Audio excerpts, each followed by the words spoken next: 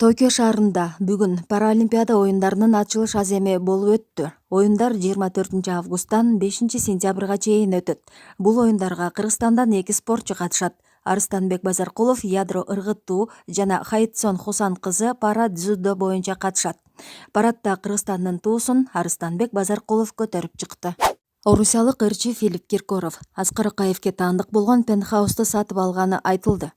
Орусиялык поп ырчы Филипп Киркоров Кыргыз өлкөсүнүн мурдагы президенти Аскар Акаевге таандык болгон пентхаусту сатып алды. Бул тууралуу Новый век телеграм каналына жарыяланды. Маалыматта айтылгандай 2020 жылы Филипп Киркоров Аскар Акаевге таандык болгон 2 кабаттуу пентхаусту сатып алган. Объекттин базар баасы дээрлик 1 миллиард рубль. Бирок маалыматта ырчы аны канчага сатып алганы жазылган эмес. Пентхаустун аянты 537 чарчы метрди түзөт. Имарат Москва шаарынын борбордук бөлүгүндөгү турак жай комплексинде жайгашкан. Аскар Акаев УКМК менен болгон сүйлөшүүлөрдүн негизинде 2 августта Бишкекке келип, ошол эле күнү сурак берген. Ошондой эле кумтөр иши боюнча кол коюлган. Документтер боюнча видео кайрылуу жасап кечирим сураган. Ош аэропортундагы аксаган кыргыз тили. Социалдык тармактарга Ош аэропортунда ката менен жазылган тактанын сүрөтү тарады. Сүрөттөн англисче, орусча жана кыргызча жазылганын көрүүгө болот. Анда кыргыз тилиндеги көрсөтмө ката жазылган. Бул социалдык тармактардын колдонуучулары тарабынан катуу сынга алынууда. 19:30 я в длинном платье сажусь в автобус. Ребенка поставила, и вот в белой футболке меня как будто подтесняет, уже вытащила сотку, передала в цветастом костюме, та в цветастом белом хиджабе передала.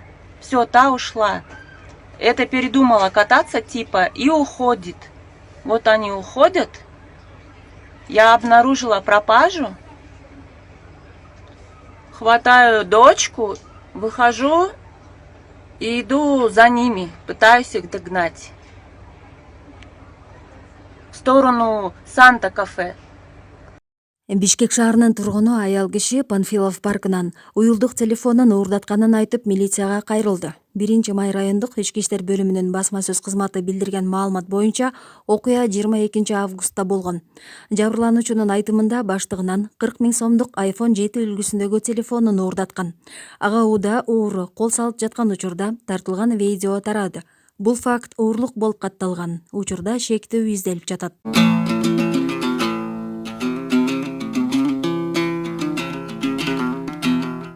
Жүргүнчүлөрү бар кичи автобус жеңил унаа менен бетме-бет сүзүшкөн учур. 22 августта Лебединовка айылында номер 258 кичи автобус жол кырсыкка кабылган. Бул тууралуу Үчү облустук ички иштер башкармалыгынын жол кыймылынын коопсуздугун камсыздоо бөлүмүнөн билдирди. Тактап айтканда Mercedes-Benz Sprinter унаасы карама-каршы тилкеге чыгып кетип, Mercedes-Benz 124 жеңил унаасы менен сүзүшкөн. Спринтерди 1977 жылы туулган жаран башкарып бара жаткан. Кырсыктын кесепетинен 8 адам ооруканага жеткирилген.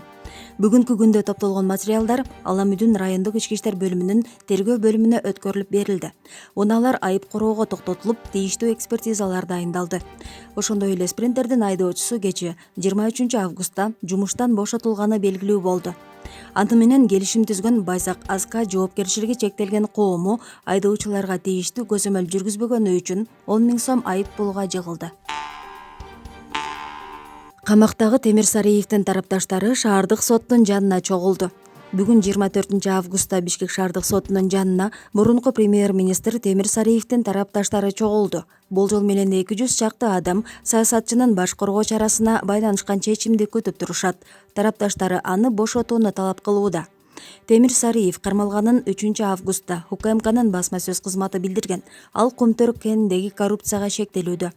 Тергөөнүн версиясы боюнча Сариев экономика министри, ошону менен бирге тиешелүү мамлекеттик комиссиянын төрагасы болуп турган убакта Кумтөр кеніндеги экологиялык зыяндын суммасын 1 нече миллиард сомго азайтып койгон. Анын кесепетинен мамлекетке чоң зыян келтирилген.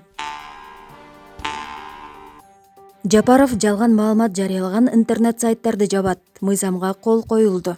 Президент Садыр Жапаров анык эмес жалган маалыматтан коргоо жөнүндө мыйзамга кол койду. Бул тууралуу президенттин сайты кабарлады. Маалыматта Конституцияга ылайык ар бир жаран өз ар намысын коргоого укуктуу экени кол коюлган мыйзамда анын аткарылышына шарт түзүлөөрү жазылган. Мыйзам анык эмес, маалыматтан жабыркаган тарап жана ал маалымат жарыяланган ресурстардын ортосундагы алаканы, алардын укуктарын жана милдеттерин жөнгө салат. Муну менен мыйзам интернет айдыңында таркап, чындыкка дал келбеген маалыматтын таркатылышынан коргоого кошумча кепилдикти аныктайт деп жазылат. Аталган мыйзам долбоорун Жогорку Кеңеш 28-июлда кабыл алган. Ага ылайык өкмөт жалган же анык эмес маалымат тууралуу жеке адам, уюм тарабынан жазылган арыздын негизинде ал маалыматты тараткан интернет сайтты жаап кое алат. Маалымат бирөөнүн кадыр-баркына шек келтирип, көлөкө түшүргөн учурда бул мыйзам колдонулат. Кабыл алынып жаткан учурда бир нече эл аралык уюмдар президентти ага кол койбоого чакырган билдирүү таратышкан. Укук коргоочулар мыйзам сөз эркиндигин чектөөгө алып келет деп эсептешет.